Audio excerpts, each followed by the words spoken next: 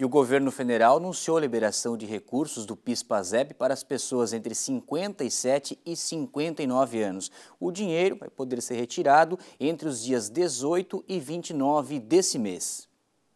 A medida do governo deve atingir quase 3 milhões de brasileiros. O valor total para esta etapa ultrapassa os 4 bilhões de reais. O dinheiro vai poder ser retirado a partir da próxima segunda-feira, dia 18, até o dia 29 de junho.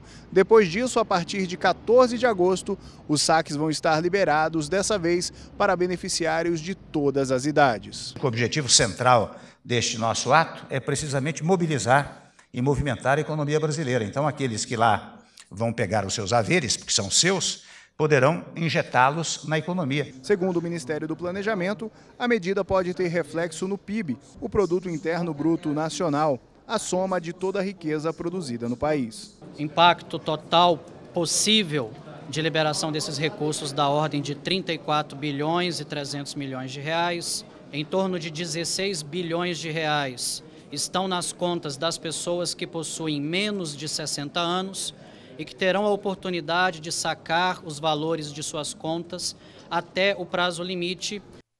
E a Janine Alves já está aqui comigo acompanhando essa reportagem, justamente agora com seu comentário. O que a gente pode esperar do retorno para a economia com a liberação desses recursos do PIS/PASEP? Bom dia, Janine. Bom dia. Tem muita gente que não gosta do Temer, mas nesse caso ele acertou. Acertou em cheio por quê? Porque ele vai colocar esse dinheiro à disposição de muitas pessoas, ou seja, é uma coisa que vai por todo o Brasil mesmo, né? No sentido que ele atinge quem ganha menos também. E nesse sentido, o efeito vai ser muito parecido com o que a gente viu acontecer no Fundo de Garantia durante o ano passado, que teve um papel fundamental na retomada do crescimento econômico, que garantiu ao final do ano 1% a mais no PIB.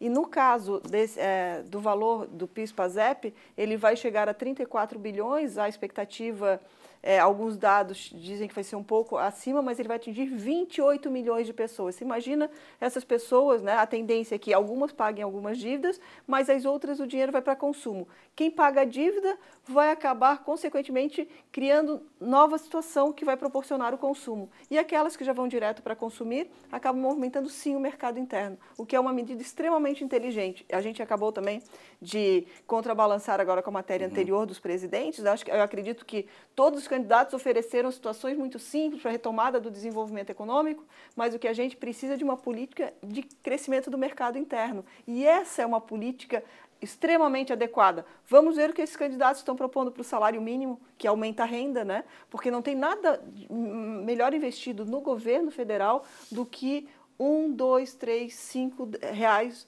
no aumento do salário mínimo. Tem um impacto, sim, sobre o orçamento da União, mas é um dinheiro que vai ser distribuído pela população e isso gera renda e gera movimento da economia, né? E nessa distribuição de dinheiro, a pauta do Pacto Federativo, o encontro com os prefeitos catarinenses, justamente a distribuição dessa fatia do bolo, tão grande que fica com o governo federal, mas que as cidades mais precisam. É porque a cidade que está na ponta, ela que atende o cidadão, né? Primeiro, isso é básico. E se esse dinheiro realmente tivesse melhor distribuído com as prefeituras, a gente teria, inclusive, possibilidade de maior controle dos gastos. Porque no Brasil não é que falta dinheiro. De maneira geral, o que se tem ao longo dos anos é um gasto descontrolado desse dinheiro público e falta transparência ainda, né? Para que esse dinheiro realmente beneficie as pessoas, porque no Brasil existe dinheiro, a arrecadação é bastante alta, só que na hora de gastar, o governo gasta muito mal. E agora, só fechando o leque, né? A gente tem uma medida na prefeitura, na Câmara Municipal, de aumento do orçamento para os gabinetes dos vereadores. Isso é um absurdo em momento de contenção de despesa. E que se faça prevalecer, né, a lógica no momento que a arrecadação caiu do governo municipal, do governo estadual e do federal, está difícil de pagar as contas em dia, não há espaço para aumento de despesa. Simples assim.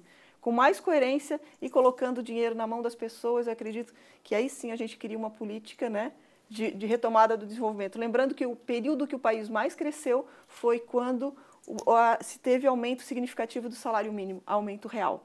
E com a medida da Dilma, que alterou a fórmula, isso aí passou a cair abaixo da inflação, inclusive, né, porque ela sempre tem um pé no ano anterior.